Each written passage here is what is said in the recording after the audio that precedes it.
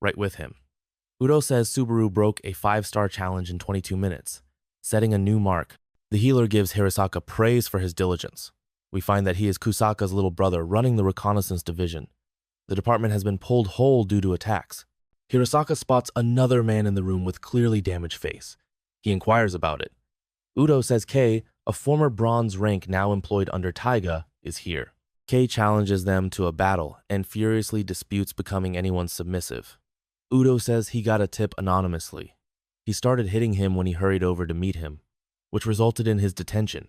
He waves his book, aggravating Kei even more, as he suggests questioning him over the black faction and grinds his teeth and yells fiercely. Then Udo looks to Subaru and probes him about the 5-star gate. Subaru smiles modestly. Hirasaka responds instead, confessing he felt they wouldn't survive. Kei is picked up by Udo like a small child and ready for the automobile ride. He advises them to take a day off and merely include all the specifics in their report. Ready to accept an offer, Hirasaka tries to silently sneak away grinning, but someone picks up his collar from behind. Tell him Shikishima needs him, Udo says, dragging him into the car. Saying goodbye, Hirasaka guarantees they will cross paths once more. Saya and Subaru sweep to the assembly. Even the cat on Saya's shoulder gestures its paw. Turning to Subaru, Saya calls him out, but he looks to his right aimlessly and claims he knows how he will meet Sayaka. Perched on the top of a tall skyscraper, Subaru and Saya stare at the system screen before them. The description notes the possibility to replace a soul, but it only works when the original soul is brought back into a vital state. Handing her chest, Saya wonders if Sayaka's spirit still remains in her body. Subaru grins, which makes sense. She considers her recuperation and believes her body is progressively becoming strong. Subaru assures her that Sayaka would probably be back in not too distant future. Saya smiles white in agreement. Subaru yells suddenly and raises his fists in enthusiasm. Startled, the vampire surveys him. Celebrating with the cat hanging on his back, he leaps into the air. Saya flies alongside him, beating her leathery wings. She bends gently and claps him. At last, Subaru and the cat arrive on a big red inflatable cushion he created from blood on the roof. The contact sends them rebounding back onto the roof. Bro is having far too much fun. Saya wonders him what incentive he got for finishing the 5-star quest. Subaru says he almost forgot. He reveals he paid 2 products at the price. Hirasaka from the other manager gave him one of them. He carries 2 earrings. One is a blue storm earring, which improves motions with wind power. The other is a red thunder earring, which causes electric shocks and attacks. Surprised, Subaru hands the earrings to her. She looks at them silently, then launches a loud protest. Subaru coolly says she needs protection, as he isn't powerful enough to guarantee her safety yet. Embarrassed, Saya thanks him and gingerly sets on the earrings. She asks softly, fastening them, how she looks. Subaru graciously says the earrings fit her exactly. Overwhelmed, she blushes fiercely and then shoots straight skyward. Surprised, Subaru yells for her, asking how far up she would travel. The cat on his shoulder remains quiet until it suddenly smashes him on the cheek with a paw, sending his head to the side. Startled, Subaru probes why, but the cat just turns away and heads off without responding. Conventional cat behavior. Away from all of this, Tagia's stepfather and Subaru's father lounge indoors with a glass of champagne, wondering where his stupid boys are. Noticing him not to be by the big window sporting just a robe, a woman sits nearby clutching a phone, shouts out to him. Keiko, her name is Taiga's birth mother and Subaru's stepmother. She's on the phone ordering jewelry. The dad opens the refrigerator, considering how odd it is that Subaru is now a guardian as well as a player. He holds his champagne, sure they will soon have even more money. It is in their DNA. He was interrupted suddenly by someone's noisy entrance. Taigo is standing at the door. Angry, the father probes about who he is and how he acquired the key. Taiga calls him ugly and extends a clawed hand toward him that kills him right away. The mother, not looking, asks her husband to pour her a glass of champagne since the housekeeper left. At last turning, she finds Taiga clutching a wine glass in his clawed hand. She freezes, staring at him. First perplexed, she turns back to her phone when she recognizes it is Taiga. Taiga's dark stare locks with hers as he coolly informs her he is back home. She being able to identify him even with this appearance surprises him a little. She tells him she is his mother and probes about what happened to him. She cuts him off as he is ready to answer. She ignores him, then flashes a necklace on her phone, saying she bought 5 objects for 20 million. Taiga's face gets black as smoke encircles him. She is clearly his mother, he tells her. as she doesn't even give a damn when he has changed so drastically. As he thanks her sarcastically for bringing him back, her fear mounts. He advises her never to have been born. He drops his glass, watches it break, says the world end here useless. He explains that all of them have to vanish collectively for this precise reason as the darkness deepens. The next day, the news sources verify the couple's passing. Their remains have been claimed to be severely damaged, and their death is ascribed to the building collapsing. Shockingly watching television, Subaru recognizes his father. Two victims lie close to the wreckage while investigators look over the area. Frozen, Subaru fixates on the debris. On the scene also is Hirosaka. About the dead, he probes his friend Udo. He informs him the wounds on his tablet are comparable to those on Kinokawa as scowls at a picture on it. He is sure Taiga most likely handles this. Still, he finds it unbelievable that he killed both of his parents. Hirosaka looks at silent and unmoving Subaru. Shikishima gently probes Subaru about his condition.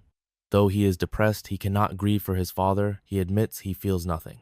Kneeling, he touches the placard and wonders where his brother might be and what Taiga is thinking. Taiga is outside the towering Players Federation building in meanwhile. Overhearing rumors about him, some calling him the Demon King, he climbs the stairs. A cheery receptionist welcomes him inside the Player Federation headquarters, but gloom circles him. As panic grips the room, the darkness spreads. Screams resound while Taiga softly rules the area. Elsewhere, a magician shows off in a plaza, turning a cane into a bunch of flowers, and releasing doves to thrill the audience. He says his next action will cause the vanish. The magician smiles at ending his show and opens his arms to the applauders. All of the organization building behind him is suddenly destroyed by a dark power. Turning to the sound, the witnesses gasp in terror as trash falls. Taiga emerges from the rubble among the tumult, surrounded by darkness, glass, and stones raining all around. He feels emptiness inside even if he has acquired great strength, knowledge, and attractiveness. Looking down, he muses over the meaning of life and whether his brother has discovered a cause for existence. A white limousine flies down a road in parallel. Within are the gold ranks headed toward the scenario. Udo sits with his arms folded, frowning. Hiroski hangs his head silently, glows faintly. Clearly nervous, Shikishima tells his squad to guard the celestial clock and avoid spending too much time in one place. Taiga got him, Udo claims, since he effectively diverted them with his parents' death and attacked the headquarters. When he questions Shikishima about the losses, he is informed that the attack claimed at least 150 lives, as well as innumerable more injuries. Shikishima curses behind his breath, overwhelmed by the weight of the circumstances. He pauses before picking his phone. Introducing himself as Kiryu Eizi, a dark faction member, the alien voice asks haphazardly how they feel about the war declaration. As rage fills the automobile, flames flare about Hiroski. Shikishima asks Kiryu about their plans. He tells him that 6 other sites will be targets for similar attacks. Taiga is at one of those places, he also says, and wishes them luck in spotting him. Furious, Hiroski gets out of the limousine carrying his sword. My man is prepared to cut everything he sees. Udo objects but finally lets him leave since they cannot afford additional losses. Shikishima asks Kiryu if he is the same man who was observing them at the school. Shikishima threatens to have holes all over his body once he encounters the guy verifying it. The man said he will be looking forward that when he hangs off the line. The call cuts off suddenly, leaving the gold players searching for the 6 objectives disorganized. Shikishima links the dots and understands the enemy wants to ruin the cosmic clock. He recalls the times when Kokugaiji discussed sky clock breaking. Taiga's skill is likewise time acceleration, so their strategy most likely is to speed up the door's time. For failing to clear the gate, this will lower the sky clock to 0. For them to choose right now, a 5-star gate with lots of time left would be the most effective gateway. The celestial clock reads 870 days, 6 hours, 22 minutes, and 17 seconds right now, Shikishima says. Eliminating just 3 of those doors would be sufficient to flip the balance toward the dark side. Deciding to assign someone to guard all 5 doors, Shikishima scowls. As soon as they find an opponent, he commands them to notify the highest levels. A gang of street gamers pays close attention to his phone-mediated directions. Only the best players are judged fit to combat. Gold players especially assigned to challenge Taiga. The conflict is formally underway. A gray-haired man from the dark side sips coffee while clutching a phone on the top level of the Shibuya 106 construction. From the same group, Himeno Yumeno balances her phone on her shoulder and wonders why they would not simply launch a surprise attack on all 6 sites. On the other side of the call, Araya Kuhei tells her it would be too boring and dismisses the notion. Yumeno probes Yatsurugi's situation and whether he was also crushed beside the headquarters. The man tells her he looks to have fled. He has also heard that, following Kiryu's directives, he is aiming for Subaru. 3 black faction guys approach Subaru on a rooftop where Sushi is seated. Kaga Shingo yells in wrath while Kuroki Taichi carelessly blows a bubblegum bubble and frowns. The third guy pulls out his blade and informs him he needs to die, but he has no hatred against him. Rising up, Subaru dons his blood armor. He informs them he cannot let any of them run free since he have heard everything from Shikishima. Though he must beat them, he also harbors no resentment against them. Subaru promises them to have them spit out Taiga's location. One of the men taunting Subaru asks if they are let to attack collectively. Still cool, Subaru is observing his opponent. Saying he will humiliate him, the buzzcut guy seems a bit austere, and quietly angry, Shingo exclaims that Subaru could not possibly overcome even one of them, let alone all 3. Before Subaru stands a weird beast looking like a Halloween pumpkin. It remarks on Subaru's armor, implying their capabilities are somewhat similar. Leaping for the MC, the monster yells for him to get ready. Subaru stomps his foot, launching a red energy blast straight towards the beast. Shattering Shingo's purple armor, bits fly everywhere. Blood flows from Shingo's mouth as he agonizes, perplexed over how he could have overcome him. His action poured blood into the armor's cracks, so destroying it from within. Shingo questions what exactly occurred to him as he falls. Seeing the terrible accuracy of Subaru's attack, Kei watches him warily. He is aware he has become more robust. He challenges him to a battle and shows menacing expressions. He charges Subaru, who is still on defensive posture. Every blow Kei makes with his 2 swords creates waves of force that split the rooftop severely. Subaru pays close attention and notes the ground seeming abnormally degraded. He understands the risk of striking a direct blow after deducing from black smoke Kei has injected into his blades. Taichi sees the fight from close by, grinning. Kei assures him he is secure in his own abilities, so he encourages him to watch even as he proposes casually remaining out of the battle. Subaru wonders him why he is so intent on a one-on-one match. He probes them on their true preferences. Ignoring the inquiry, Kei attacks from high altitude. Subaru blocks the assault with a shield, therefore diverting the energy-filled blow that explodes into the surrounding air. Kei says they have been buddies from childhood.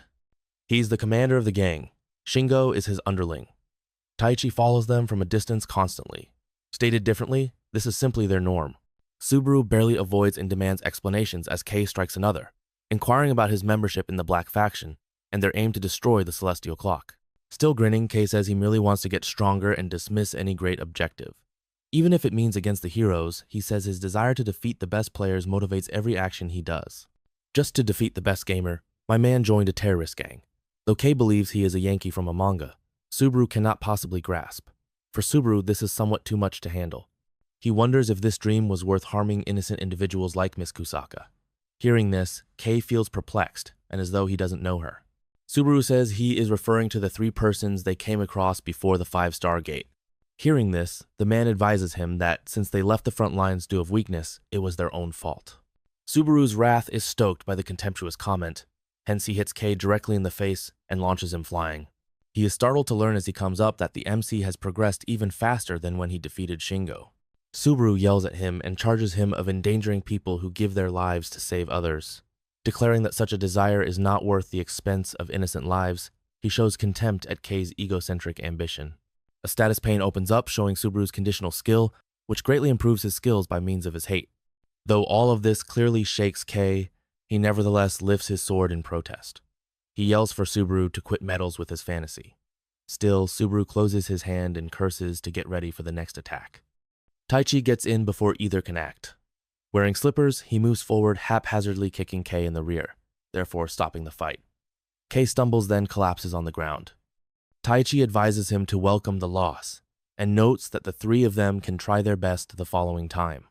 Looking at him, Subaru probes whether he would be his next opponent. Taichi shocks him by not picking to fight.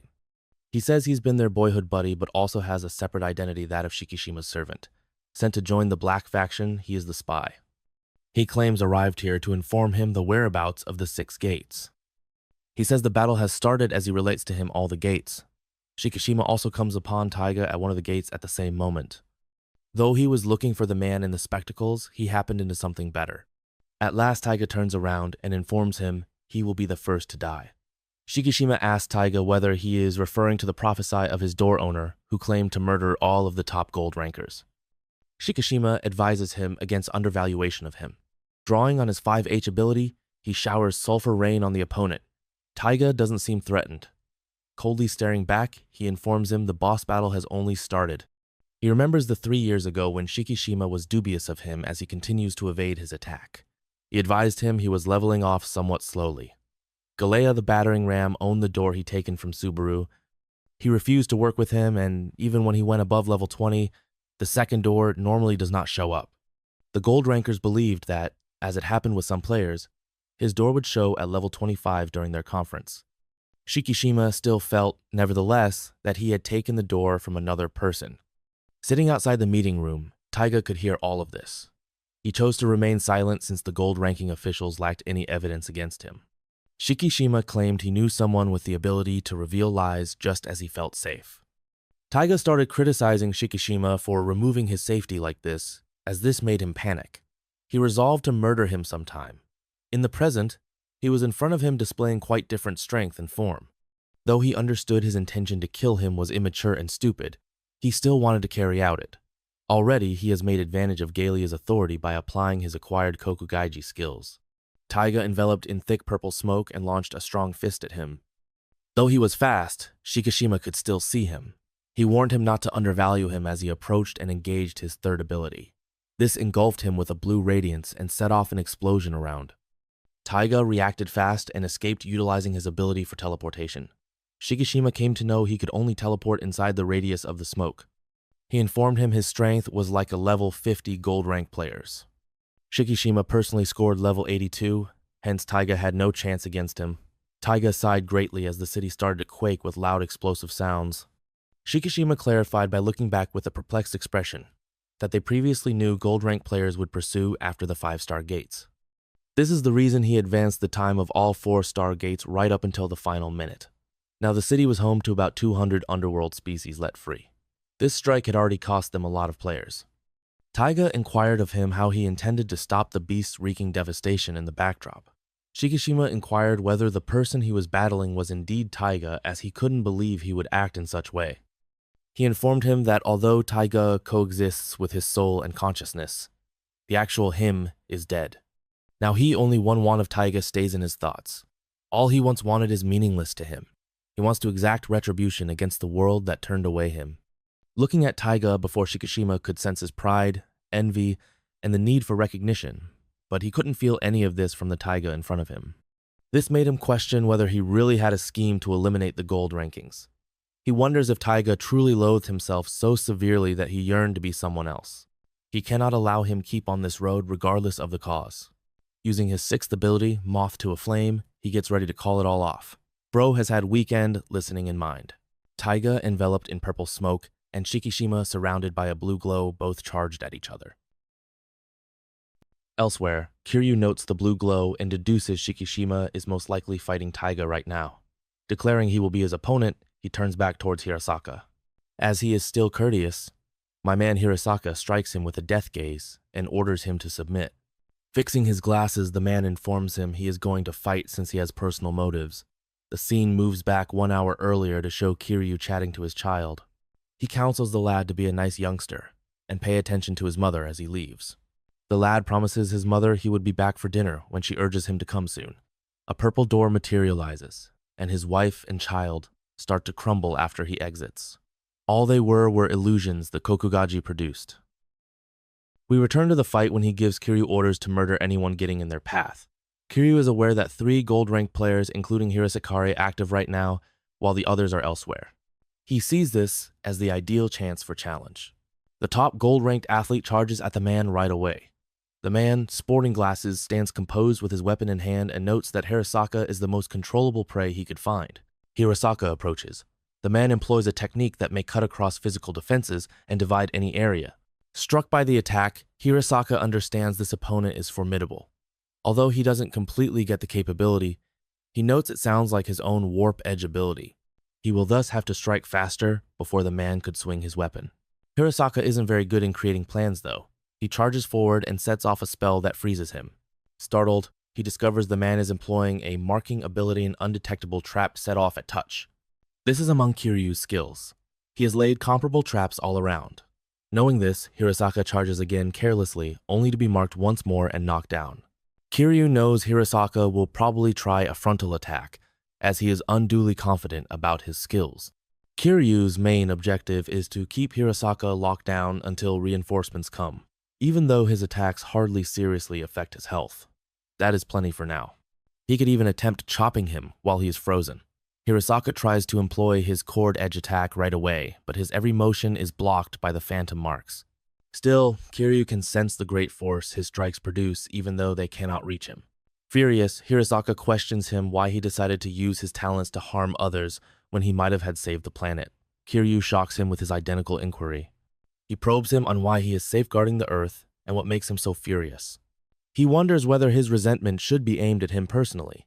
The man becomes enraged and claims he has lost something priceless in his life, so he sees no worth in this planet in his perspective. He yells at him and queries whether he is the crazy person. His hammer slices him before Hirasaka can reply.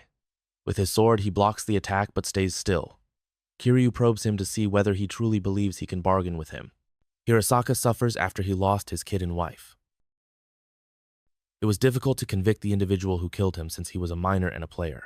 Kokugaiji materialized before him in his dire condition and advised him a path out. He sought for his assistance and, in exchange, offered to bring back his family. Kiryu agreed his offer and started working with him. He asks him if he is simply planning to get cut while standing like that while he keeps pounding Hirasaka. The man yells at him, declaring he will murder him and his friends. As he considers his comrades and slashes him with his warp edge ability, the gold rank starts to cry. Hirasaka is not sure why he becomes uncomfortable after cutting Kiryu. The man chuckles at him, exposing that he has at last applied his sixth ability, consuming 80% of his mana. Kiryu smiles content that he has lowered Hirasaka's mana as well as his health.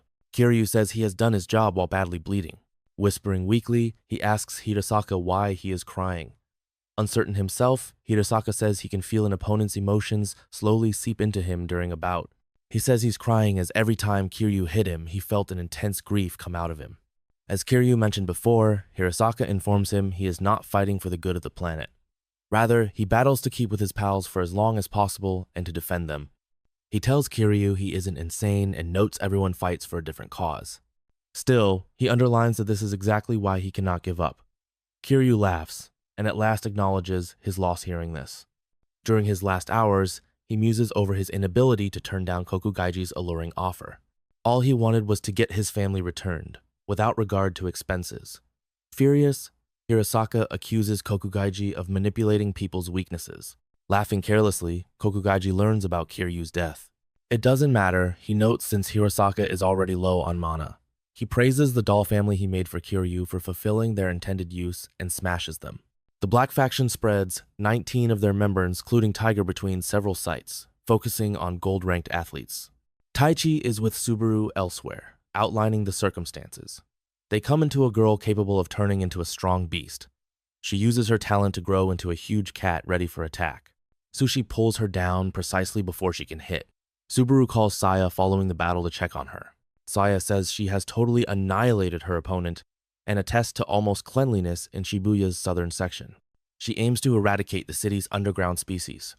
She ends the call when Subaru advises her to meet him right away. Moments later, Saya has a weird feeling in her chest. Sayaka's sisters fight a level 54 silver-ranked Black Faction player concurrently at another place. With her Strength of a Dragon ability, the older sister Hizuki releases the Might of a Dragon King. Her strike power increases momentarily by 500%. She was standing exactly in its path, yet her strikes seem to overlook her. Simultaneously, the younger sister Mizuho uses her Grim Reaper ability to try to strike Yumeno, therefore lowering the enemy's health by half should she be on target.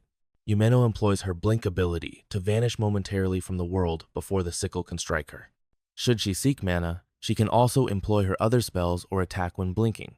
She readily avoids both of the sisters' attacks by applying this spell and strikes them simultaneously.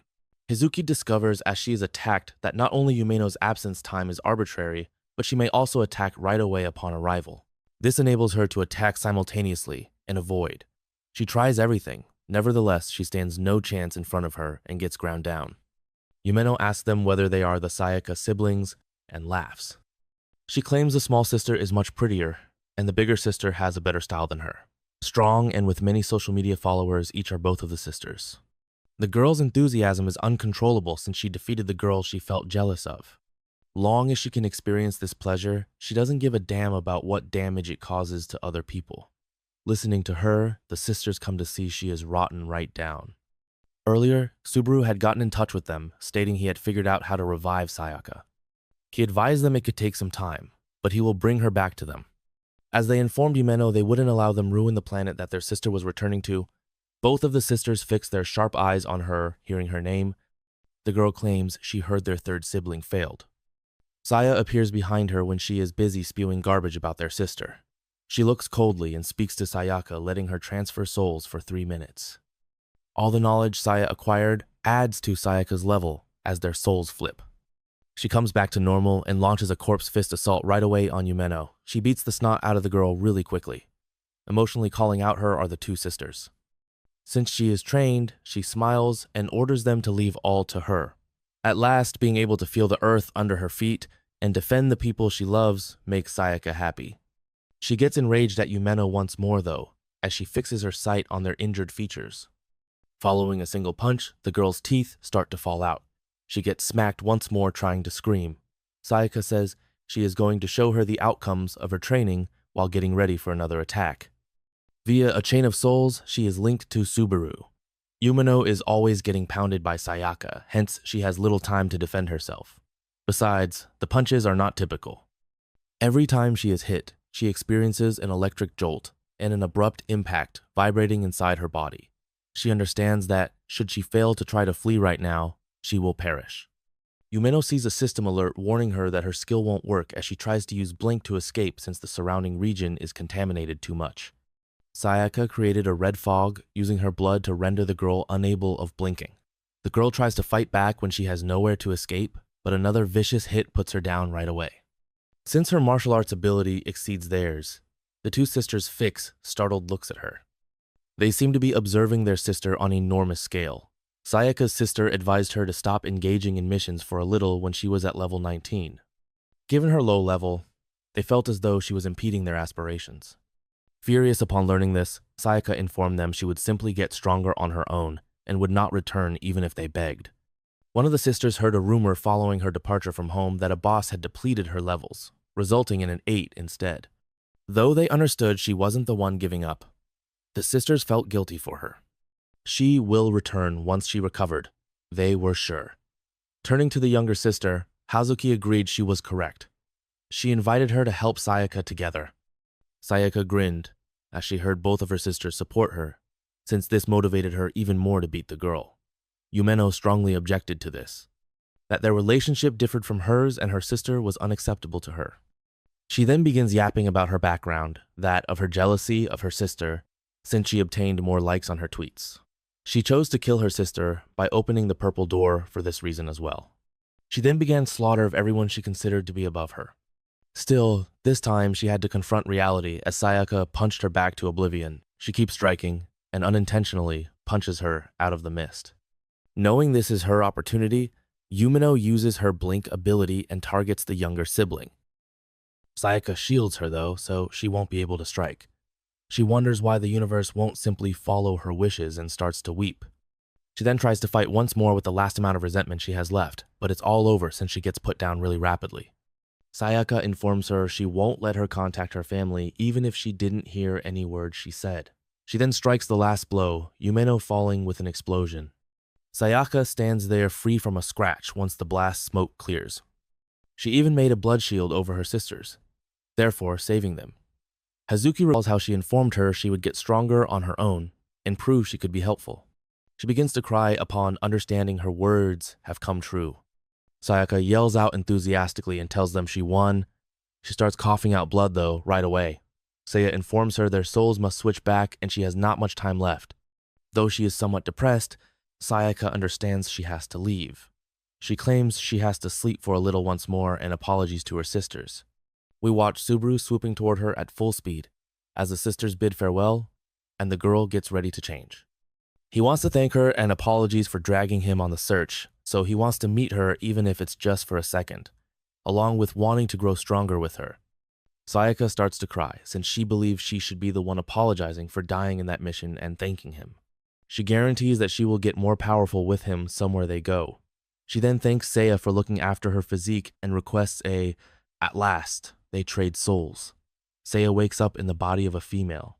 When Subaru questions her about Sayaka, she responds that she changed once more to prevent aggravation of the injury. She just spent a brief visit helping her family. She also given her a message. Sayaka advised her to expect him at the red table. The ghoul King Carrion welcomes her by opening the crimson door and reports he observed everything. When she asks him how she did, he assigns her 13 points, which infuriates her.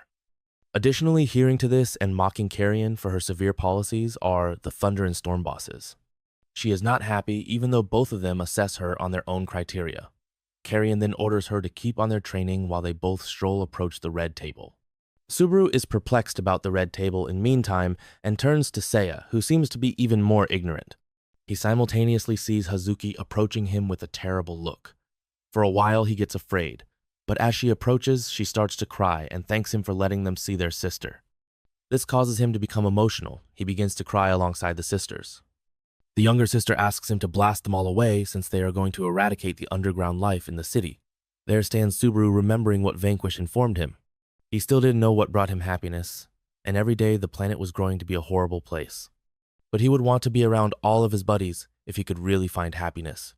Hearing this, Seiya smiles and pledges to travel with him everywhere he goes, and as long as her soul resides in this body, she has advanced and can now apply Sayaka's mana to leverage her skills. Looking up at the heavens, Subaru advises her they should keep on their journey. Away from them, Taiga and Shikishima are still battling. He teleports behind him and tries to attack when the gold player tries to blast him. Though against him, his ability to teleport anywhere in the smoke will prove useless. Taiga gets blasted by a moth as soon as he shows behind him. Shikishima's sixth spell calls forth a flame moth with target tracking ability. The moth bursts upon coming into touch with the target, likewise dispersing Taiga's smoke. At last he understands the reason Shikishima is the second gold rank player. His only choice left is to consider using his trump card. He hears Hirasaka employing his Imperial Radiance as he is still contemplating. The two of them started battling 15 minutes ago, and the highest gold player arrived already. 8 years ago, Hirasaka met Shikishima while they were still emerging as gold rank players. His laptop started setting on fire whenever he touched it, so he came to ask for help. That day, Shikishima came to see that the top-ranking player lacked intellectual capacity. Returning now, Hirasaka is in front of Taiga. How he was able to reach Kiryu in such a brief period and finish him surprises his opponent. Still, he is sure he can take 2 of the top gold rankers, both of which provide challenges. He calls Porta Nigra and starts a spell drawing a black door before Shikishima. He tries to flee it, but numerous arms extend out from the gate and attempt to draw him back inside. He discovers he lacks any of his abilities while he is being hauled. Hirasaka notes this and understands that things are horrible. Taiga understands the shortcomings in the gold rankings. Every one of them has such great power that, should they go all out in a fight, they run the danger of implicating each other. The top gold ranking now calls for a tough choice. In just a time, he must decide the fate of everyone in his vicinity. Either he can decide to save his comrade or murder Taiga and call off the fight. Bro does not gojo. Hirasaka bursts to save his friend with his 7th ability without wasting another second. He runs through every arm, dragging him within the gate to be released. One of Taiga's penetrating strikes cuts him half before he can act otherwise. He smiles, then gently descends to the ground. He is happy he could save his buddy. My dude took his Gojo cosplay quite seriously. Shikishima yells for his fallen friend, but it is too late. He remembers the moment they just completing a 3-star mission. Hirasaka arrived to assist him get up as he was fatigued and hurt. Was he the one who completed the boss off? He asked him. The top gold rank informed him that he could not have done it without his support and that his strength was the only talent he actually possessed. As they level up, their injuries fade. Shikishima is annoyed as the 3-star gate was far tougher than they anticipated. Hirasaka promises him that since they will grow better with time, still it is too dangerous for them to chart the whole gate before embarking on any mission. Shikishima thus tells 15-year-old Kinokawa that he is intending to assemble a committed crew to map out the gates. In this sense, they can lower the death toll among players resulting from gate traps. He aimed to guard every single person collaborating with him. When all of this is gone eventually, Shikishima said her He would like every to laugh about and then split. Sadly, among his buddies, one lay dead in his own arms. Taiga reminds him that people can really give their lives to defend the things they love. He is walking towards him. He praises him and adds that Hirasaka truly considered him as a friend. Shikishima is poised to burst in wrath. Inside of him, everything is urging him to simply kill Taiga at the sight. Still in shock after the loss of his companion, he finds it incomprehensible that he devoted his life to save him. Taiga approaches him trying to finish him off during this period, but he suddenly feels an attack directed at him. He teleports straight away to a rooftop. Subaru is the one who lately attacked him. He remains composed even after witnessing Hirasaka in this situation. He merely promises Shikishima he would bring Hirasaka back into this world using his Paravara ability and tells him not to worry. Hirasaka's body floats gleaming green as soon as he applies that ability. Shikishima is aware of this. He remembers the day they were debating the appearance of the rainbow door in their vehicle. They knew Subaru had resurrected his companion after acquiring an ability from that door, and it was the first time such a door had ever shown up. Shikishima questions whether this is also among his strong suit. Paravara acts by changing the player's soul. It turns the gamer into a user's kindred. Subaru was at level 35, hence he could utilize this ability on two people concurrently. Saying he can't bring Hirasaka back right now, he apologizes to Shikishima, but he assures her this would guard his body till he returns. Hearing this makes the gold player start to cry. He thanks Subaru.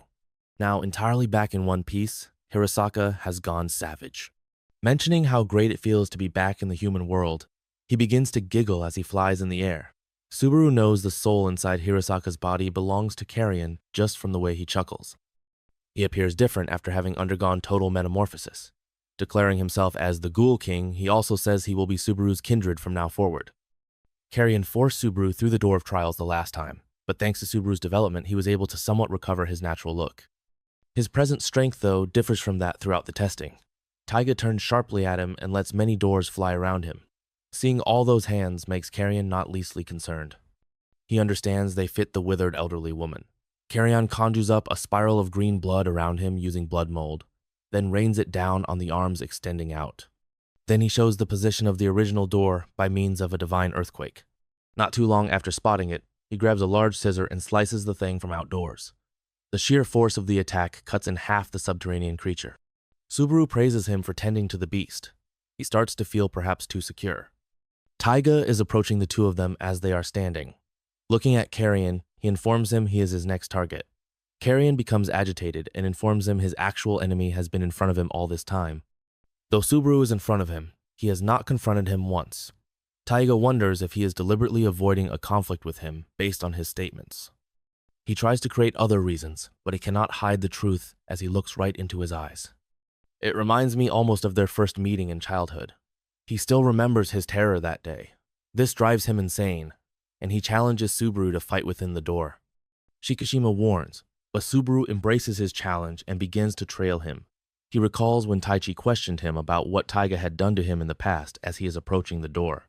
He wants to finish it right here and now, so he might go on from here. Kokugaiji praises Taiga for eliminating Hirasaka and drawing the holder of Vanquish inside the door. He sees this as Black Faction victory. When he glances at Subaru, though, he is surprised to find him this composed. Taiga yells to Kokugaiji and orders him not to meddle in their struggle. The creature agrees, since that is the agreement they signed into their contract. He assures him he may go ahead and do his business with him. Since he believes he can kill Taiga later on, Kokugaiji doesn't really care whether or not Taiga kills him now. His kindred would likewise vanish once he eliminates the MC. Everything is going according to his plan till now, so he is sure he could rule the human planet this way.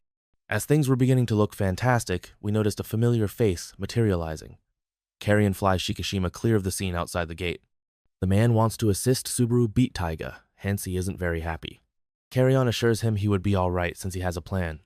This makes him somewhat inquisitive, but before he can ask him anything, he notices a red warning alerting them of a 5-star gate running out of time. Hajimori from the Black Faction was focusing on gates as everyone else was occupied. The penalty causes the sky clock to lose 81 2-hours.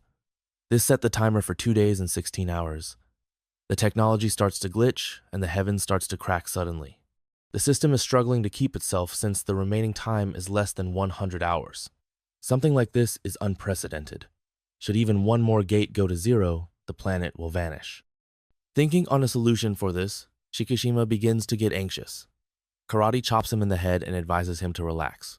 He reminds him he had to guard the items Hirosaka values. Even more irate, Shikishima asks him to fly him to the hospital. They discover Kinukawa's bed vacant when they get to the hospital. Shikishima wonders where she is and begins to have panic. Udo is also engaged in combat with another Black Faction member, Araya Kuhei, simultaneously.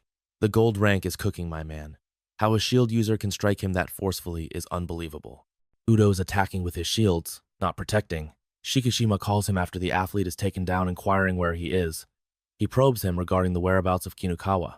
Udo glances up and finds a female wielding golden arms and legs against a large dragon. She is battling in front of him, he says Shikishima. She could not coolly back off when the sky cracked all around. Shikishima inquires of Udo about their future action. Udo claims that right now they only have one option. They have to run the gates fast and recover the lost time on the clock if they are to preserve the planet. This in mind, they inform every player to attack doors at random. Then, Shikishima turns to Carrion and queries whether Subaru will truly be alright. The Ghoul King chuckles and says he doesn't know who can solve the situation if even he cannot. Kokugaiji is stunned to observe Vanquish within the gate in meantime. Vanquish laughs and says he became enthralled upon learning there was a baby inside this barrier with terrible nature. Not even my man Taiga is calm. Subaru orders him to turn around and calls him out. He says it's preferable for them to just fight without employing any tactics, as his blood skill cancel out his smoke. Their first and only sibling quarrel will be this one.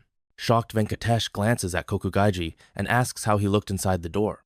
Vanquish looks to Subaru instead of responding and compliments him for giving the precise location and doing a fantastic job. Still perplexed, Kokugaiji asks Subaru whether he is the cause of the circumstances. Subaru stays silent, his icy demeanor not transformed. Frustration boiling over, Kokugaiji orders Subaru to look at him. Vanquish intervenes, reminding Kokugaiji he should be the one paying close attention to him. Vanquish calls Kokugaiji an irredeemable moron and a fool who overthinks everything, using curse blood, restrains him, and mocks him. Growing more enraged, Kokugaiji asks Vanquish boldly whether he truly thinks he has already won. Kokugaiji says, wide-eyed and driven, that no eternal god not, even Vanquish, can subdue him in his own realm. He calls for a spell that blankets Vanquish in smoke. For everything it comes into touch with, the smoke speeds up time. Taiga sees the incident develop silently from the sidelines. He notes Kokugaiji's impatience and shaking from terror. He finds it difficult to accept that Subaru is the one accountable for all this. His older brother used to fear him. He asks Subaru whether he truly intends on fighting without using any talents as the two of them come face to meet. For a conflict this scale, he believes the ending is unfair. Since he is his younger brother, Subaru starts crying and tells him it makes no difference how large or tiny their conflict is. He reminds him he ought to have done this long ago. He was quiet first meeting Taiga. Subaru now believes he was wrong, of course. As the older brother, he ought to have corrected him for being mistaken. Taiga reminds him, looking down, that they are not related by blood, hence he should not behave like his brother. Furthermore, he wants nothing to do with him. Taiga tries to assault him, but Subaru sidesteps it and questions him if he truly believes he can flee him. Taiga is startled when his frail big brother gives him a face hit at last. He tries with the smoke, but Subaru uses his blood mold technique to distribute it. Then my boyfriend starts styling him with some freestyle dancing motions and strikes him. Taiga lands his first strike of the fight after being kicked in the head. As both brothers non-stop launch punches at each other, their conflict turns fierce. Right now, both of them are beginning to feel weary. Subaru kicks his sibling when the battle is still under progress. Taiga grabs his leg to counterattack but is punched right away. Nobody among them seems to be holding back. Kokugaiji and Vanquish are fighting concurrently as well. Vanquish shouts out to Kokugaiji while laughing, even though he is totally surrounded in smoke. The underground infant finds it hard to accept his smoke failed. By now, it ought to have advanced time hundreds of years. This makes him enraged and he releases another ability, which also advances time for some reason. With his capacity to accelerate time by millions of years, my man seeking to age an immortal god is able. Sadly for him, Vanquish freezes him using his frostbite skill unaffected by it. Being immortal, he informs him the time talent has no purpose to him.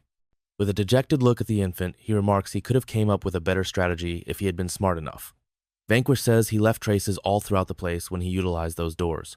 Those doors helped him to limit his position. Carrion also used to be his friend, hence he bonded with him on soul level. Karyan told Subaru about his scheme and how he was going to smash him with a single blow when he moved his soul into Hirasaka's body. Ultimately, Subaru was the one who guided him toward the exact site of the underground infant. The terms of the contract help him to survive in this environment, loaded with amniotic fluid. Kokugaiji sees he has been duped after learning the whole scheme. Subaru brought Vanquish with him as he realized he cannot kill him on his own. Taiga's hate and impatience help Subaru to manipulate the circumstances to his benefit. Vanquish probes the Black Amniotic King regarding the individual assigned to this assignment. He asks him whether the entity willing to trade the human world for sky clock breaking would be interested in him. Still, he won't go off lightly after fooling about with his possession. Vanquish lands some beautiful slices on the infant using his Rift Cleaver skill. Kokugaiji starts calling for Miss Safina and yells that Vanquish is about to kill him while in agony. A brilliant light shows inside the gate as he pleads her to save his life. A golden bell begins to slide gently down. Vanquish questions Safina whether she is the one behind it since he already know her. Watching the golden bell relieves the underworld baby. But instead of healing him, Safina smashes him between the bell's hands. She says he tried to outmaneuver them and monopolize the human planet and labels him a traitor. She informs him he will pass via the lowest gate. Start crying, Kokugaiji begs her not to put him in the lowest gate. She tosses him inside the fence with no thought for him, hence all is for naught. At last, the bad infant disappears via a one-star gate. Safina welcomes Vanquish and informs him that it has been a long time after he is gone. Vanquish chuckles and remarks she looks to be in good shape. He claims he will be battling her personally once he comes up and slashes the bell in half. Safina assures him she will be looking forward to it. Vanquish then looks to his possessor and questions his means of resolution for this conflict. Depending on their sensitivity, he understands that players can touch each other's souls. Subaru and Taiga will therefore go through what the other is feeling while they fight one another. The protagonist will be testing this.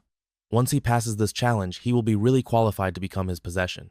In hand-to-hand fight, Subaru and Taiga seem to be equally suited. Taiga turns back in the past when he glances at his eyes. He recalls his mother striking him for eating the pudding she refrigerated. Telling him he is the same as his father, she smacks him since he ate it without her consent.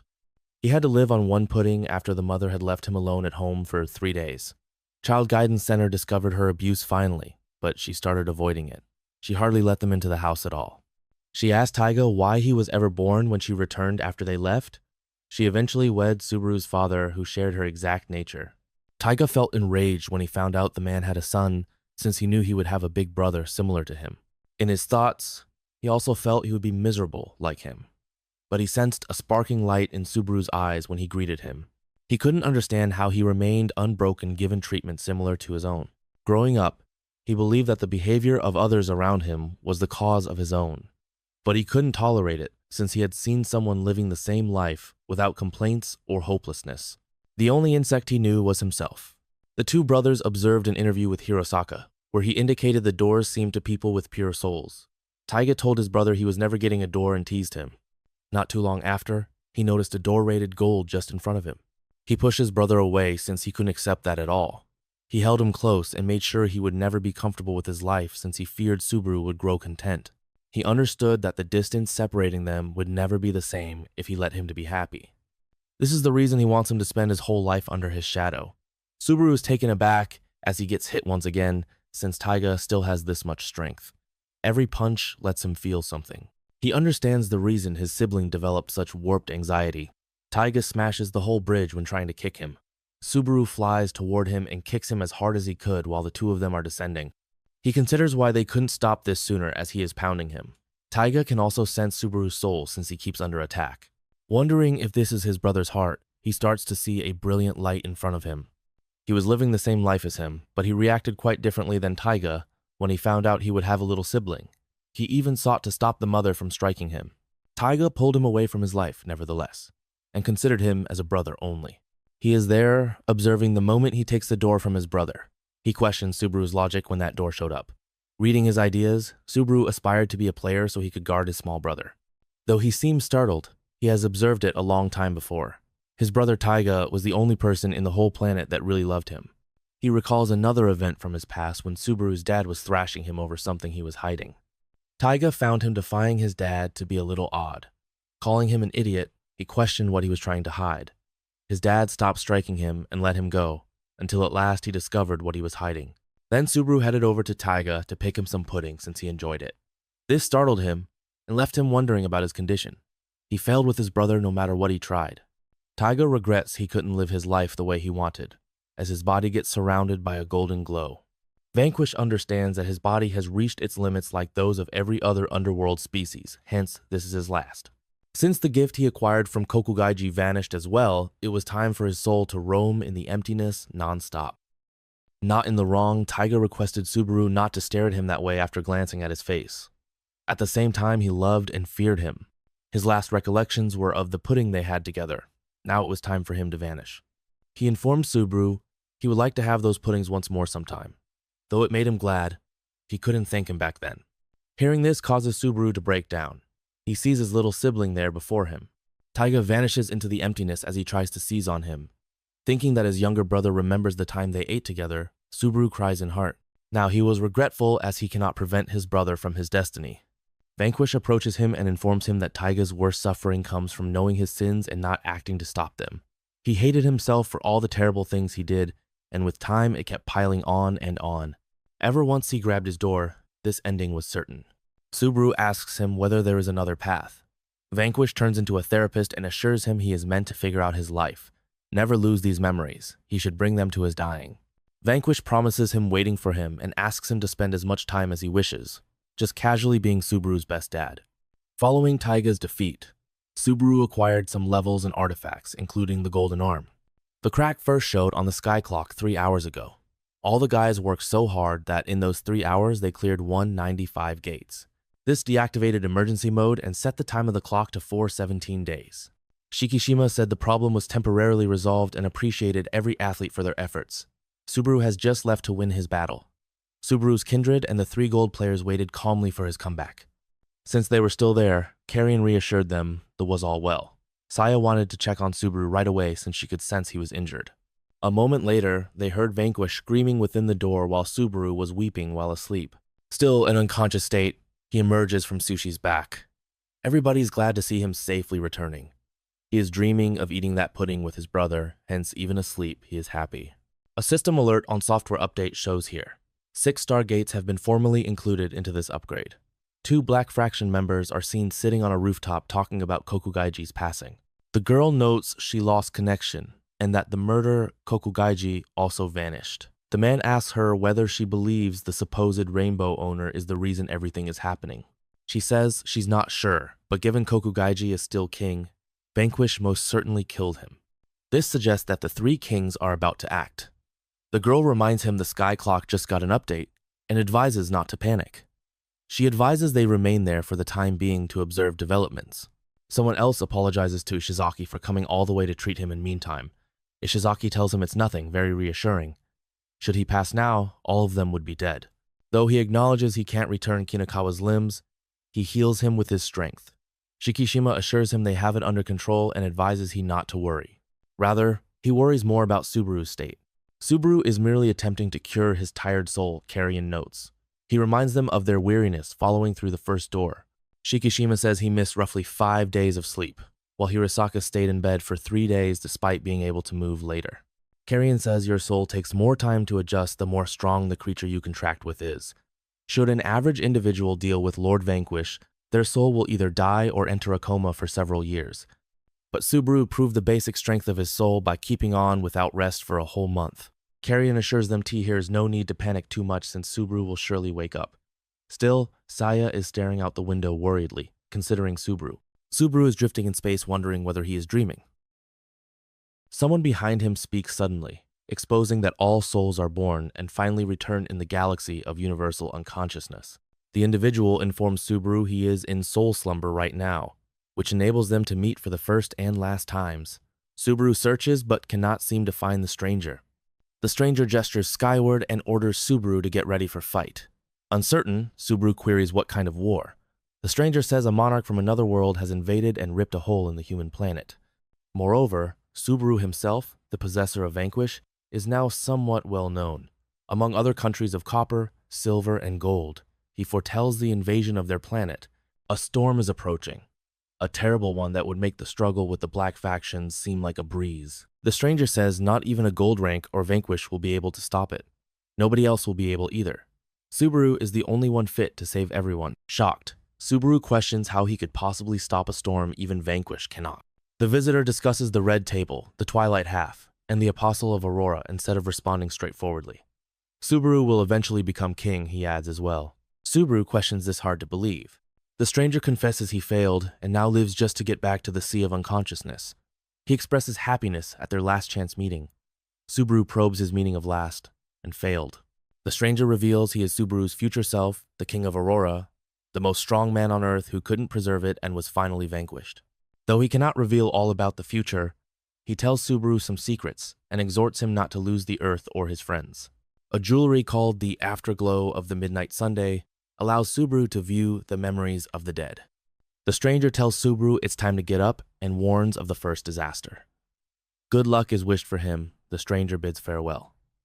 Subaru comes waking in a hospital. Saya by his side probes him about what transpired. Before them lie 3 doors, copper, silver, and gold. Still, Subaru is consumed with what his future self told him in the abyss. From the golden door, Safina, the king of gold, steps forward to present herself, follow suit the king of silver, Ruin, and the king of red copper, Vordan. They say they came to welcome the monarch of the next generation. Subaru understands this indicates one of the 8 tragedies has arrived. Speaking to his future self in sleep, Subaru understands he wasn't dreaming. When he wakes up, he discovers he is carrying thorough recollections of what lies ahead and sporting the bracelet his future self handed him. He is aware of the door owner's identity and their reason for showing up. Should the memories beginning from this point be correct, he will lose all of his pals during the next 3 months. Before him, visions of his friends' deaths flicker, depicting them handing their futures to him. One by one, he observes their destinies, each separating from him in unique ways. Subaru muses over the deaths of all his friends, bearing upon him the weight of global survival. In one vision, he battles a guy identifying him as the king of Aurora and parodies his attempts to prevail without Vanquish's might. Man finishes Subaru off with a blood mold attack. Future Subaru falls and he despondingly believes he has lost the planet. He failed to save anyone. Crying, future Subaru apologizes to his friends for handing him their hopes and for his incapacity to guard them. He hopes he could go back to that day since he regrets an error he did in the past. He alerts his former self with the last of his strength from the vast galaxy of global unconsciousness. Returning in the present, Subaru lies on his bed appreciating the warning from his future self. Though that world is gone, Subaru swears not to let his own fall from grace. He is resolved to guard everyone from the 8 disasters endangering them. The door owners expose themselves as the rulers of the underworld, the biggest and most strong group now living. Safina is the Twilight Queen, Ruin, the holy beast of order reigning over all animals as the Silver Nine-Tails, and the Bronze King, in charge of earthbound demi-hums and nature spirits. That such strong entities had personally greeted him shocked Subaru. The rulers invite Subaru to the Golden Country and admit he is the proper successor. Safina reaches out her hand to ask whether he would want her offer. The idea of Subaru entering the underworld shocks his companions. Following Safina's speech, the Silver King, Ruin, advises Subaru to break his agreement with Vanquish and create a new one with any one of them. According to Ruin, Subaru's soul vessel is special, and a cooperation with one of them will make him the strongest person on Earth. Though each of the 3 kings is more strong than Vanquish, their objective is the same, that of safeguarding the Earth from the gates of disaster. According to Ruin, by selecting a worthy mate, Subaru would rescue more lives. Carrion threatens to kill Ruin after rejecting the advice. Ruin's quiet Carrion by immediately pressing on his soul, without even looking at him. Carrion is not human. He cannot resist it. Then Ruin turns to Subaru, explaining that they came to provide extraordinary conditions to someone as remarkable as Subaru, not to make a decision. If Safina becomes Subaru's possession, she commands over the Golden Knights and presents him the spear that pierces all things. Ruins presents the bow of limitless light and 100 highly ranked dragons. Along with the 20 woodlands home to mighty spirits, the Bronze Monarch presents the axe of total annihilation. Warning Subaru that the offers are unique, they invite her to select a door. Carrion urges Subaru not to decide since the kings worry about her alliance with Vanquish, allowing him to get too strong. Carrion's loyalty impresses Subaru, but he also detects Ruin's terrible goal. He yells at Carrion to cease meddling, therefore silencing him. Subaru has already chosen to continue with Vanquish since he understands once he takes a decision there is no turning back. Subaru muses over the warning of his future self. He understands that offers by themselves won't be sufficient to save everyone. Ruin wonders if Carrion really thinks they are trying to fool Subaru. Subaru pauses to consider as the stress briefly relaxes. Carrion yells at him once more though, and Ruin muses over, forever silencing him. Subaru decides before they act. If the arrangement is fair and the terms fit his objectives, he says he is ready to change allegiance. His remarks shocks Carrion and Saya. If the kings are so confident, Subaru challenges them to help him to believe in them. When the kings inquire whether Subaru wants them to show their might, he says he is more interested in their conditions than in their proof. If his soul is so special, he observes, other rulers will definitely also want it. To assess the best offer, Subaru asks they set up a conference with all the underworld leaders. Damage wonders about Subaru's knowledge of such encounters, suspecting Carrion of divulging the knowledge. Carrion questions whether Vanquish informed Subaru about it in meanwhile. But Subaru maintains future knowledge a secret, meant to be a tool to alter their fate. Vanquish observes Subaru from the underworld as the three kings pay him visits. Although they acted sooner than intended, his main worries are Subaru's actions. Thinking on his meeting with the kings, he questions how Subaru came upon this knowledge. Subaru should not know about the conference since specifics regarding the underworld are quite private. Vanquish suspects it is most likely Aurora after seeing the afterglow of the midnight sun. Approaching him, Sayaka and Hiroski question whether Subaru has woke up. He advises them they should be training, but they respond nonchalantly that they are on a break. Vanquish then tells Subaru the monarchs of Gold, Silver, and are approaching him to terminate his contract with Vanquish and turn allegiances to them. Oddly, Sayaka and Hiroski feel pleased of Subaru rather than scared. Vanquish makes clear that Subaru's relationship with Vanquish will be severed should he choose any of the other kings. This would also signal the passing of his friends of sorts. Hearing this, the two support Subaru, hoping he won't be lured by their offers. Vanquish tells them the three kings will still get revenge even if Subaru objects. He has heard that the victim, the Gold Queen, removed a hazardous object from the treasure planet. Used, it can destroy everything within a 70-kilometer radius, maybe killing 10 million people. This infuriates Sayaka, who wonders how the door owners who ostensibly are allies could defend such behavior.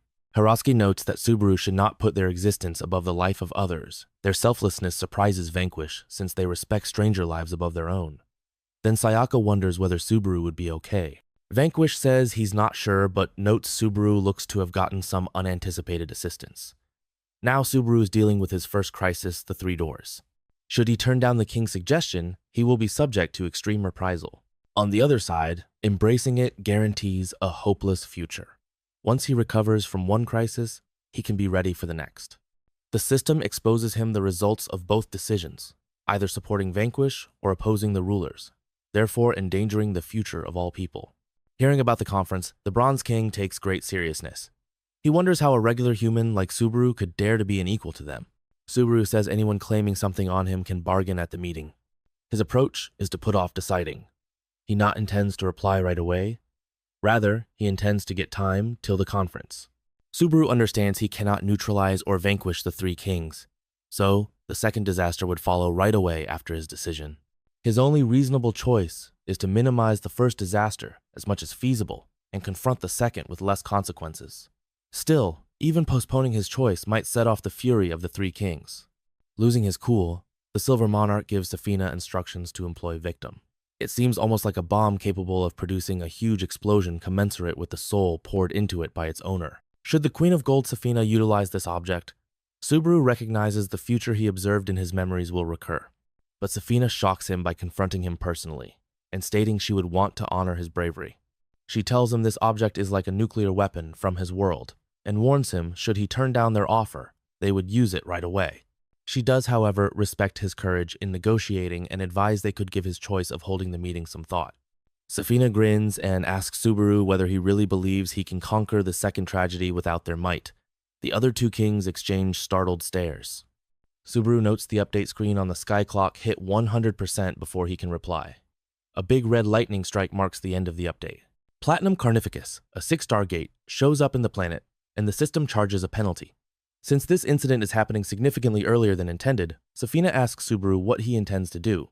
She smiles. The way the gate looks shocks players all around. Though Subaru remembers it, he never thought it would coincide with the Three King meeting. He understands that the gate he cleared with Hiroski is 5 times more easy than this 100 times more challenging one.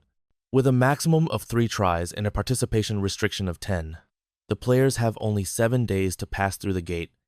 Given that the king's meeting is set for 2 weeks later, Safina says Subaru cannot clear the gate within the 1-week limit.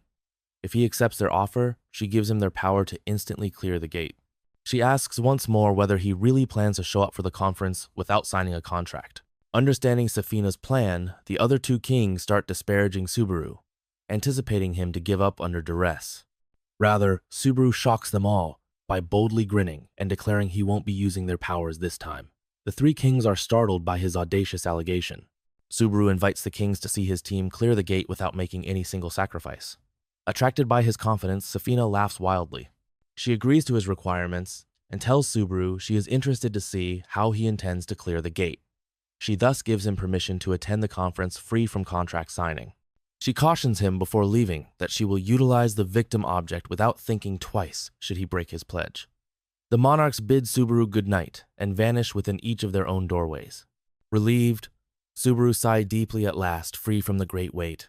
Saya is still dubious though, questioning their ability to clear a 6-star gate without making concessions given their challenges with the 5-star gate. Subaru just jokes and tells her everything will be good. Grinning confidently, he adds he knows a player able to clear the fence.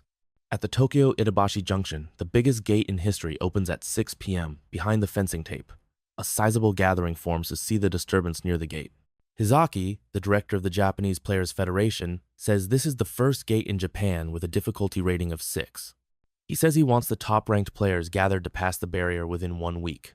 Between Saya and Carrion, Subaru sits requesting them to read his mind. Carrion notes that family and their master can interact via a soul link with permission, therefore confirming Subaru's desire. Saya apologizes, then closes her eyes with Carrion. Seeing bits of Subaru's life makes both instantly sick. Opening his eyes, Carrion yells at Subaru, struck by the idea of his master confronting Dithevin in the future. Carrion's annoyance makes him aware of how Subaru discovered about the 3 Kings Conference. Carrion tells Subaru straight away that his future self met him in the Sea of Universal Unconsciousness, a domain where egos vanish and souls resurface. Carrion says it as the last place souls travel to across all planets. Subaru dove in there when his soul was near breakdown, and then returned to normal. When Subaru asks Carrion about the Aurora Monarch, he says he is the monarch of a somewhat small nation but cannot provide further information because of system security. Since the Aurora King was able to get his power in the future, Subaru hypothesizes he may be an ally. Then he offers 2 motives for wanting to go to the King's Conference. To meet the Aurora King and try to make him an ally, so avoiding the 3 kings from using Victim as their weapon. Subaru apologizes for revealing such a terrible future, and grins momentarily but rapidly becomes depressed. Saya and Carrion say nothing while Subaru muses over his inability to help Taiga. He remembers Taiga grabbing the door from him and realizing the result felt certain. Lowering to his knees, Subaru recalls the visage of Lord Vanquish and wonders if his past decisions were wise. Recalling Vanquish's comments, he begs him to commit his life to uncover the solution.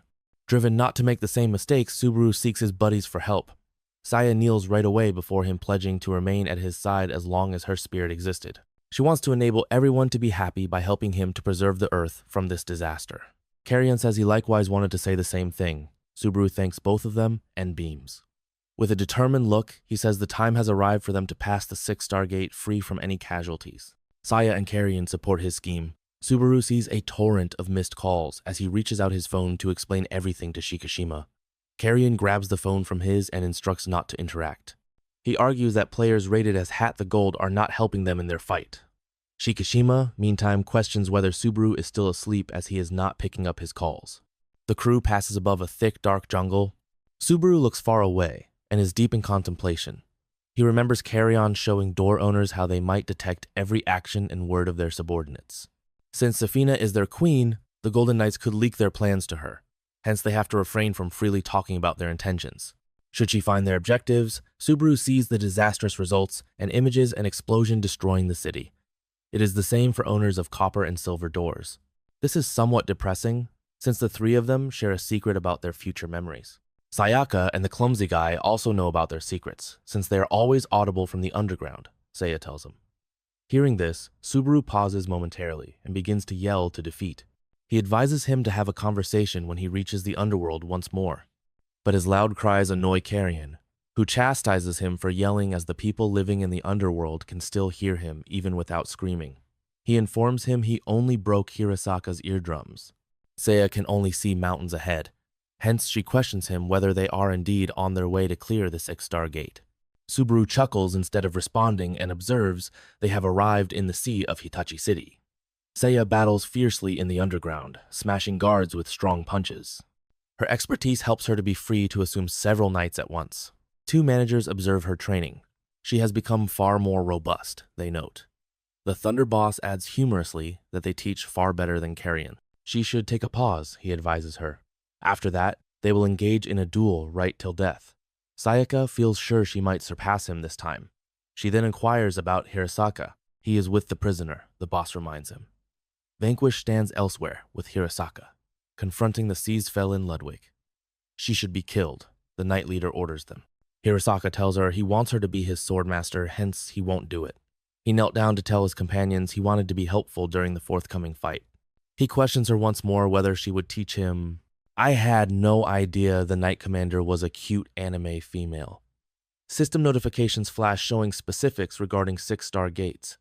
Within a week, the players had to pass the gate. Success will enlarge the red table, expose more facts about the world, and attract a new ally. Failure will kill every participant and release the beasts into the human world. Clearing the gate with casualties will still cause the 3 kings to get enraged. A man donning a mask on his face gently stands on the sea surface as morning breaks over Hitachi City. Ginga is his name, and he falls under level 67 silver ranking. He seems to be confirming his ability used daily, hence this is part of his daily life. Subaru suddenly materializes and welcomes the man. The impoverished man gets scared since he is not used to seeing other people around. Subaru identifies himself as a player and probes Ginga about his activities. The man informs him he follows a regular schedule and he was only making sure he still had his electricity. Though several years have passed, it still feels like a dream. Hearing this brings Subaru back to the future, he observed. If the world were indeed a dream, he argues, it would be fantastic. At last, Subaru tells him why he is meeting him and states he needs his assistance with the 6-star gates. When Ginga asks him if he wants him as a backup or a reconnaissance, Subaru shocks him by stating he wants him to be the primary attacker and beat one of the 3 bosses at the 6-star gate. This drives my man crazy. Saying that is impossible. He wonders what Subaru is aiming for. Saya and Carrion, meantime, hover in the heavens debating the so-called primary assailant. Carrion questions this person's ability to clear the gate given his appearance lacks strength. Ginga starts a tirade, claiming he will never be able to perform this task. Subaru merely claims he can help him to cool down. Although right now it would seem impossible, he says he will get a new ability useful against the 6-star gate once he achieves level 70 and his door will show before him. Ginga believes nothing and charges Subaru of hiding something. He even doubts his being a player. Subaru assures him he should be sufficient evidence since he is skillful in standing on water. Ginga still questions how Subaru knows about skills and gates that haven't even yet emerged though. Subaru just smiles and asks him to help to clear the 5-star gate, which will show up close by. He will be aware of his lying or not once he achieves level 70. Still dubious, Ginga charges Subaru with knowing too much especially regarding the position and time of the gate. He gets a warning about a gate showing up in Hitachi City as they fight, confirming Subaru right. The MC asks whether he believes him right now and smiles. Given Subaru seems to know every detail from far away, Ginga wonders whether he has some sort of prediction capacity. Angry, he requests to confirm whether he belongs to the Federation by seeing Subaru's player registration and ID. Subaru seems exhausted, but the man assures him he will accompany him to the 5-star gate once he presents him his ID. This makes him bright right away and begins celebrating in an odd way. He is desperate even if he is dubious about Subaru. He tells him he will be monitoring him during their search, since he is still doubtful before they go. Subaru merely smiles and assures him he will be ready to travel to hell with him once he begins to believe in him. Ginga becomes restless reading this. Pointing at Subaru, he asks why he is acting so naturally considering this is their first meeting. Subaru knows he made a mistake since he over-identified with him without considering. This is so as Ginga was the last friend standing with him going forward. At the time, he is 19 years old and a player mostly active in the Ibaraki prefecture, but he will be the man who arrived too late in the future. Saya and Carrion, meantime, hover above Subaru and observe curiously. Approaching Hitachi City, the sky is clear and lovely, adorned with scarlet blossoms. Saya finds great delight in the surroundings. Ginga tells enthusiastically how one of the most beautiful flower parks in the prefecture, particularly when the roses blossom in October and the park comes alive at night. The squad reaches the gate as Ginga and Saya chat. Subaru grins and says he arranged the reservation so they might walk in straight away. Ginga answers he asks whether everything is good. He wants those underground critters not to marvel the beauty of this garden. As they reach the Tower of Thorns, the heavens turns brilliant red. The system calls the gate by name. Ginga notes one of the flowers growing inside looks quite nasty. Growing from the earth, the flower monster strikes Ginga, but he stays cool and freezes everything around with his ice spear. Ginga used his second ability, Hoarfrost, to build a massive ice wall separating him from the monster as it covers in ice. His confident smile marks his readiness for the next action. He lets his bag fly and shows his face. Bro had to mask his face with Nerf. Using his third ability, turning his legs into ice skates and running toward the monster, his eyes spark blue. All the surrounding monsters freeze in seconds. The system says his level has dropped to 68 once the creature is vanquished. Looking at Subaru, he probes him about whether his aim is to attain level 70. Subaru says so. He chooses to go all out since his next door will also show once he achieves level 50. Bro uses his left hand, the black katana Ignis, and his right hand, the divine chisel. The skills of the silver rank appear to wow Saya and Carrion as well. They watch Ginga boldly on the rink. Unlike gold rank players' fast kill strategies, Subaru remarks Ginga makes effective use of his abilities. This is the fighting ability of a 5-year silver rank veteran, he understands. Now it's his chance to flaunt. He yells to Saya and Carrion and gets ready to walk in. Subaru jumps toward the plant and slices it with both swords as the flower monsters strike. Cut in half, the plant shrieks. The system says level 53's flower beast has been vanquished. When Saya sees Subaru clutching the black katana, she understands it reflects Taiga's soul. Emulating the power of Kukugaiji via Taiga's soul, the black katana is a sword. It lets the player teleport in a limited radius, and lets time for whatever it slices degrade. Saya goes forward and applies her Blood Brute ability, since she feels it is her moment to be useful. This ability calls a vampire-like creature under her control and lets them battle. She orders the vampire to eat all that goes against Subaru. Carrion smiles at her and notes how strong she has gotten. Now it's his moment to flaunt himself, so he gets ready to destroy the plant monsters with his Crimson Fist. Ginga questions why Subaru even needs his help given his colleagues seem to be so gifted. As he is considering, a knight shows up in front of him aiming to cut him in half. At the last second, he deploys his ice shield to avoid it. He is most likely stronger than him since he understands that this gate's supervisor is him. His frost javelin strikes the boss, but the attack is readily stopped. The knight wastes no time and counters him with his shield tossing him to the ground. Looking up, he finds the knight walking toward him to complete him off. He makes it out using his ice skills, but the knight is not yet done tracking him. Ginga is aware of his difficult opponent. Pointing his sword at him, the knight issues a one-on-one duel challenge. Ginga had already foreseen one of the knight's subordinates showing up behind him for a surprise strike, just as he accepts the combat. Given his mistrust, he believes the knight will fight unfair. He murders the subordinate and orders the knight to approach him straightforwardly. The knight charges at him and sees Subaru walking from the side right away. He still can react fast though, as he blocks his attack. Subaru rushes in for the kill after using the black katana to degrade his shield, which is up. The knight asks him to fight him fair and square. He smiles from a decent combat. Ginga freezes the knight with his skill right away upon saying this. Subaru discloses that his school forbids fair and square fighting. Then the two of them cooperate and, while the knight is frozen, use their talents to destroy him. Ginga becomes level 70 while Subaru is pushed to level 51. Both of them have access to the doors nowadays. Ginga turns back at Subaru and asks him how much he knows as the door of trial opens. The MC even knows about his death, but he keeps silent since he wants the Silver King not to learn anything. He says simply that right now he cannot explain anything to him. Saya and Carrion arrive simultaneously following gate clearance of the remaining sections. Looking at the entrance in front of Ginga, Saya understands that he's about to get from that gate determines the course of the world. Subaru calls him out and warns him he is depending on him before he gets to the gate. The man assures him he will only accompany him to the gate provided he develops the ability to take it on. Subaru assures him boldly that it's okay since he will most certainly get that ability. Saya notes he seems a little anxious as he gets ready to enter his rainbow door. He finds blue sky when he walks through the door. Sayaka's voice calls him. She tells him she has been waiting for him and grins. He wanted to meet her and apologies for what occurred all this time, but now that she is here before him, the words will not flow. She asks him why he is so silent, and he veers the topic to Vanquish right away. Sayaka informs him he went somewhere else since she advised he would be best to spend some alone time with her friend. She will be the one to administer him the trial this time, he also informed her. Sayaka enters into fighting mode right away and orders him to come at her, intending to kill her since she will do the same. Subaru takes on her challenge, but he finds her speed rather astounding. He deftly avoids her onslaught with the katana. She turns back and slams a thunderbolt into him, but Subaru blocks it with his Curse Blood spell. Sayaka gets annoyed as he is stopping all of her assaults, but he gives her little time to consider. He draws out the Divine Chisel while the two of them keep battling.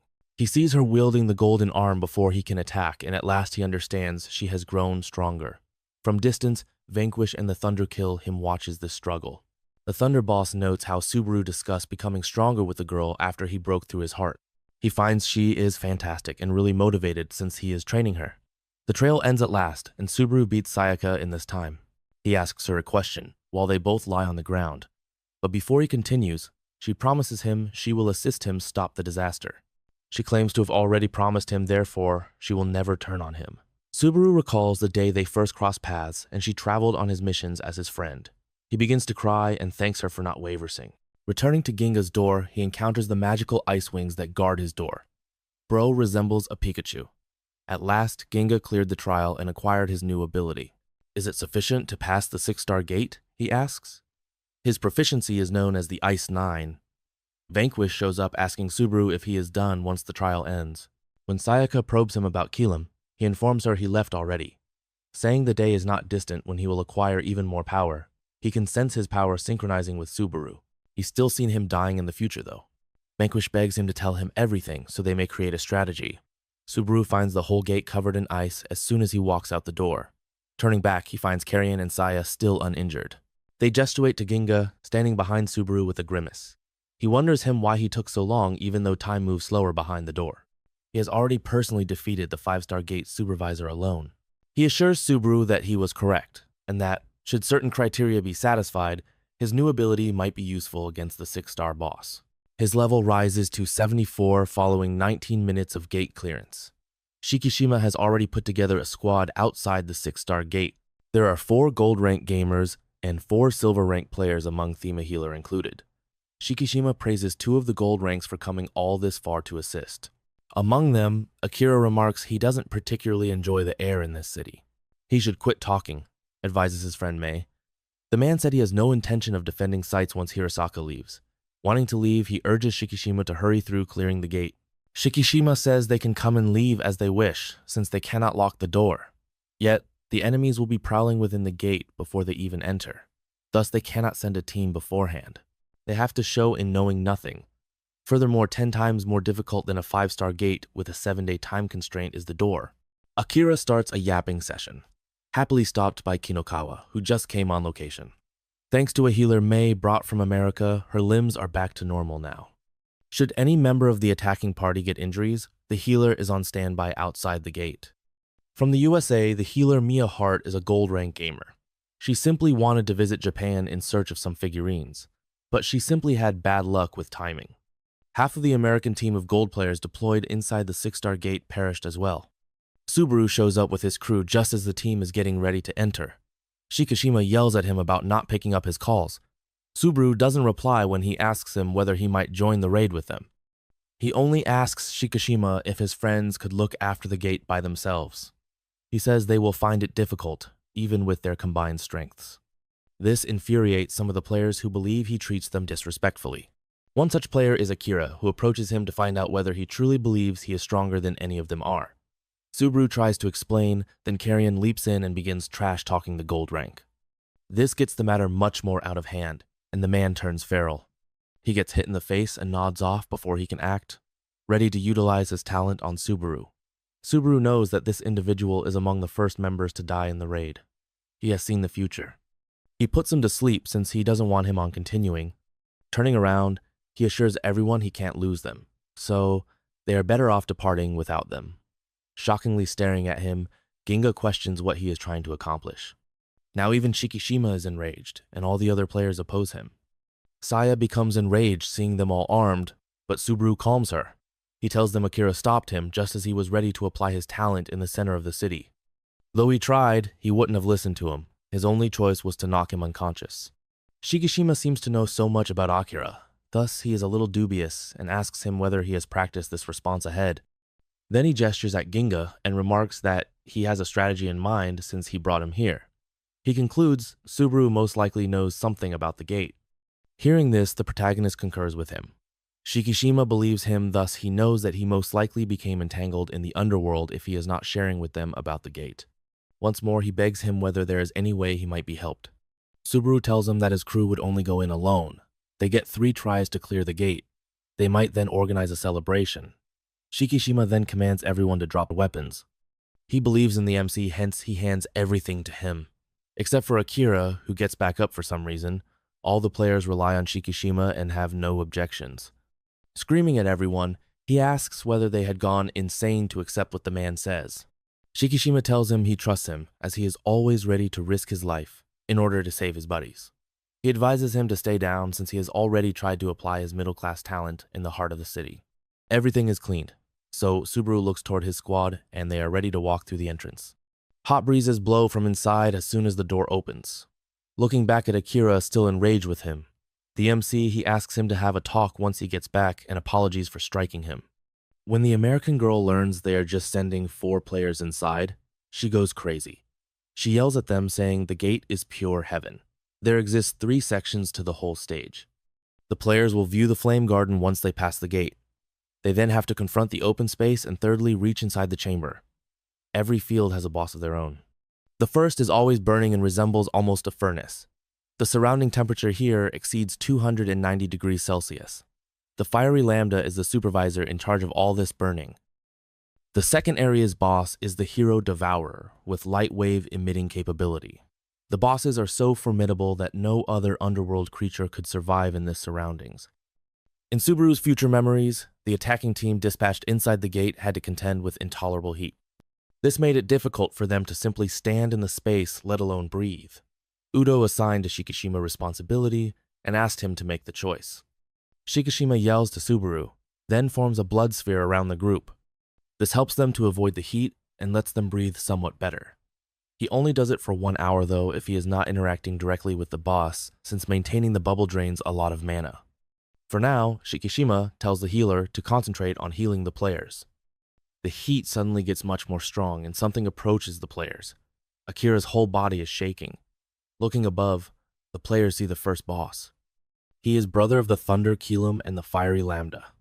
Shikishima understands he is the cause of the heat, as his approach raised the temperature. The players believe they are about to pass out with merely the boss hovering before them. Subaru's ability is essential for them to even survive. Shikishima decides the best course of action he can consider, as he understands he cannot attack or defend himself against this boss.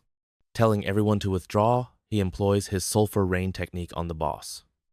He understands that if Subaru gets caught within the circle, nothing will be able to be done. Our lad has to keep the bubble intact, hence he chooses to be the last one to depart. The boss strikes the first player in retreat, totally destroying him in one blow. Following boiling one of Mei's colleagues, the supervisor laughs at them for being weak and stands squarely in front of Mei. She tries to challenge the boss despite Shikishima's warnings, but it is not enough. He also demolishes her with one blow. Though none of Udo and Kinokawa's attempts at attack seem to have an impact on him, they ignore Shikishima's screams asking them to halt. Udo advises him that because the boss is hunting them, someone had to remain behind. Suddenly, Akira pulls everyone one by one from the gate with his golden arms. They cannot afford to lose those elderly fighting future conflicts, he argues. He drives Subaru outside the gate too before he can even utter anything. This is what Hirasaka would have done in this circumstances, he informs him. This is the reason only he needs to stay inside the barrier. He brings out 8 golden arms by combining his armory with his abilities. His valor impresses the feisty Lambda, who praises him with an introduction. He assures him he will treat him with great respect going all out. Akira begs Subaru to beat the boss for him in his last minutes. 3 gamers perished in an attempt to down the blazing Lambda. After losing 2 more players, they at last were able to beat it in their second assault. Turning now, Subaru was once again within the gate. This time he was sporting a unique suit created from his aptitude. He is ready to finish him all at once without losing any of his friends as the fiery lambda furiously flies towards him. Apart from his offensive strength, the fiery lambda has amazing defensive capacity that offers him resistance from all kinds of talents and assaults. After spending so much time behind the door, he had become bored, so his daily ritual consists in playing with the Dragon of Light. The Dragon of Light detects some intruders within the gate as the two of them are fighting. Their battle pauses and the fiery lambda moves to expel the invaders. The light dragon wants some fun, hence he thinks he can destroy the fiery boss. The fiery lambda advises him to fight the first boss should he be truly bored as he is leaving. Knowing he won't have any chance of challenging that boss, this terrifies the Dragon of Light. Iluk is the name of the first area's boss, previous commander of the Golden Knights. Ginga notes he doesn't really feel much heat given their severe surroundings. This is so because of Subaru's heat-resistant armor. Inspired by his past recollections of the raid, he developed this armor that lets the players continuously control their inside body temperature. But since it runs a lot of mana, they must fight the boss in less than 10 minutes, else the suits would blow up and they will die. Carrion notes they hardly even need 10 minutes, since they would most likely lose if they cannot defeat the boss in more than 3 minutes. Subaru only has one chance to destroy their opponent. Hence, this fight should be finished right away since they know he is far more strong than they are. As the boss walks in, the temps inside their suits start to rise. 1 minute has already gone by and Subaru understands it is time for his arrival. Ginga is advised to use his mana till he orders him to. As Ginga glides in front of the boss, he already senses the strain from him. Carrion also understands he cannot defeat this boss with his present physical capability. This is the reason they devise a strategy. Serperditely staring at them as they get ready to carry out their plan is the fiery lambda. Slightly thrilled, he invites them to highlight their strength. Rather than attacking him, they start to scream and ask him not to attack them. This baffles him. He observes them silently. My dude gaslighting. They notify him they come from the underworld and have sent some helpful material about his siblings. The fire boss starts to get fascinated as soon as they bring up his brothers. Where are they? He wonders. Last day, Subaru visited Carrion and Saya and discussed his future recollections. Carrion gets enraged when he finds he left none of his kindred behind the door. He understood he was defending the bodies of Sayaka and Hirasaka. Subaru tells him it won't happen once again and apologies to him. Carrion states he will be the one to slay him since he has battled the fiery lambda already in the underworld. The manager approaches him closer back inside the fence and queries whether his brothers are really alive. He understood that mentioning the brothers would draw the boss in. He tells him he apologies and that his fire is too great for them. Hearing this, the manager reduces the temperature so that breathing is more easy. Again, he asks them for his brothers. Once the fire has extinguished, Ginga can approach Since it is one of his abilities, they inform the boss he is carrying a message he got from his siblings and will touch him to transmit that message. When the manager requests permission to touch him, he starts to get somewhat dubious. Since their plan calls for using the Ice 9 skill on the boss, it can only be triggered from a close proximity. Moreover, it uses all of the player's mana. Hence, they only have one opportunity. Once the method is under use, it guarantees everyone touched dies.